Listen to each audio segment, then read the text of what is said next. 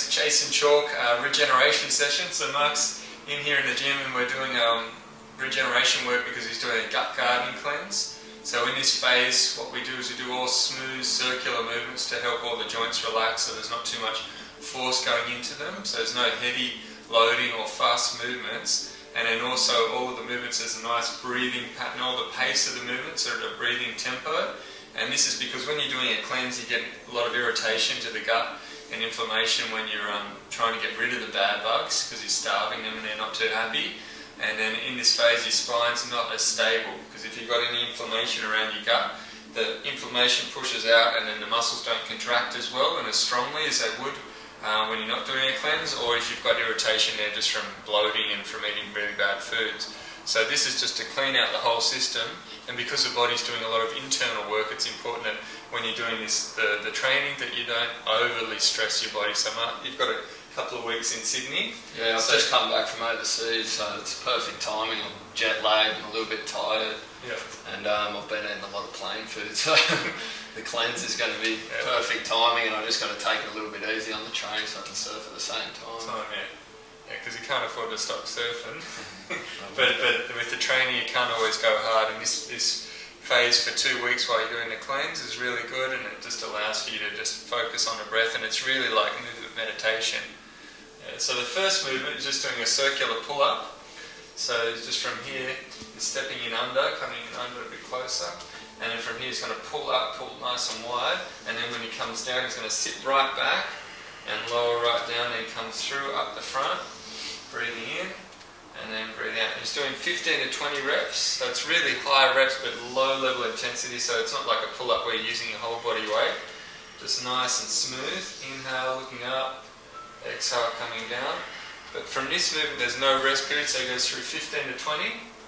But you can see as he's coming up, he's looking up, extending, but the eyes are closed when you can. With a simple movement like this, you don't need your eyes as a reference. So you can keep his eyes closed, nice and smooth. Exhale, come down, and really letting the shoulders really go through a full range of motion.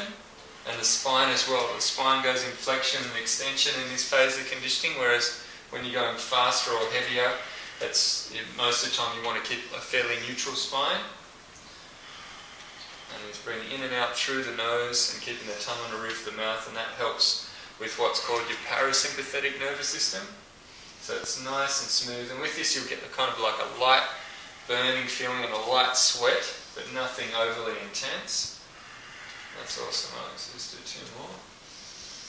This really helps him open up the rib cage and pump all those organs so you can move all those key fluids, the lymph and blood throughout the system. That's awesome. And then the next move is just going into a single leg squat and breathing in, coming up. This one you can't do with your eyes closed because it takes a lot of balance, but you just keep one point of focus, and then exhaling, coming down, doing 15 to 20, nice and smooth, and then being on one leg really helps stimulate all those smaller muscles in the feet. If it was too hard for you to do it on one leg, you can do this just with the back toe down, so that way you just have that bit more balance, so you just do it like a really short lunge. Exhaling, coming down, inhaling, coming up. This really helps stimulate all those slow twitch fibers, which are so important for joint stability because the movements are slow and rhythmical.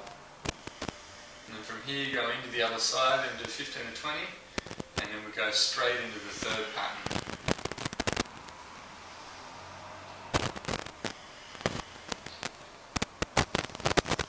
That's good. The third pattern, I just got the straps and just adjusting them so they're a little bit lower. And then from here, what we're doing is just doing the reverse. So before we pulled up, this one's more of a horizontal pull, and then pulling like this, and then lowering down. So whereas the other one you pull wide and then lower this way, this one pulling up and then coming down that way. And what this does, these circular patterns really help exercise all different muscles around the joint that normally you wouldn't work. When you're doing heavier lifting, you wouldn't do movements like this because it puts so much stress on the joint, but because it's low level, you've got a chance to really kind of load the smaller muscles, but also load the entire joint. And then you're going through a nice kind of flowing, rhythmical movement and getting into that nice meditative state. sets. So we do the 4 movements. This is the third, but 4 in a row. And there's no rest in this phase. So the movements need to be light enough that you don't need rest. And we're just kind of changing from upper body to lower body, even though you're using the legs quite a bit in this. Kind of get that active rest while you're moving. And then if you're listening to music, you want to listen to like something nice and smooth and nice and rhythmical, nothing too boppy.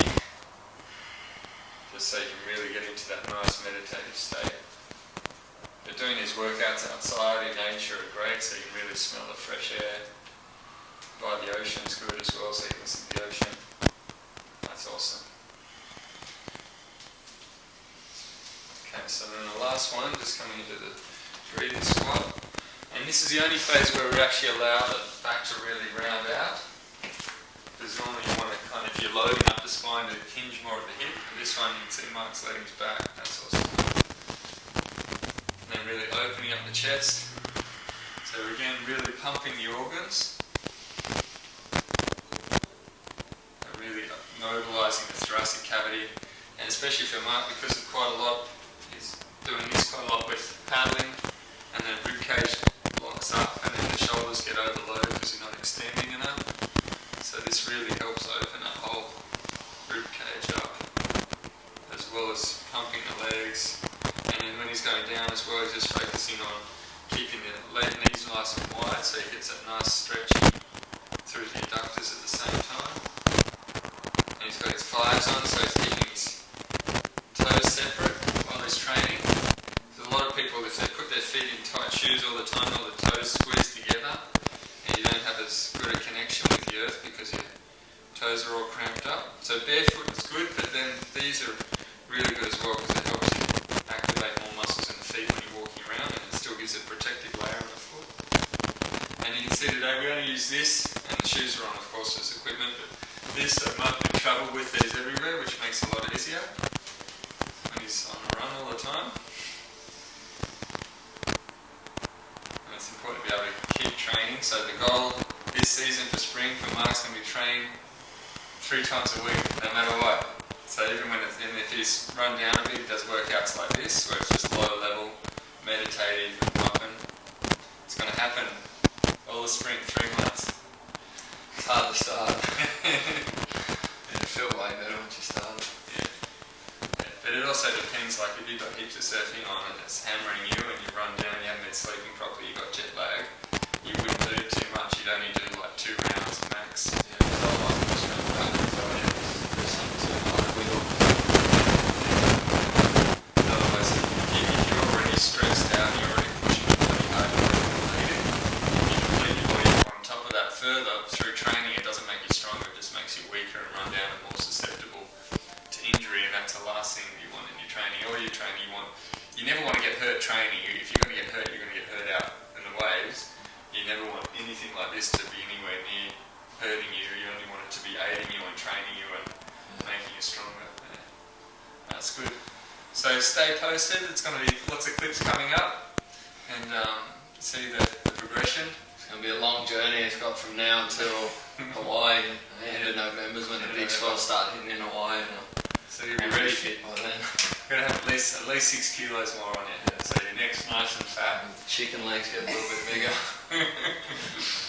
So see you next time. Keep having fun.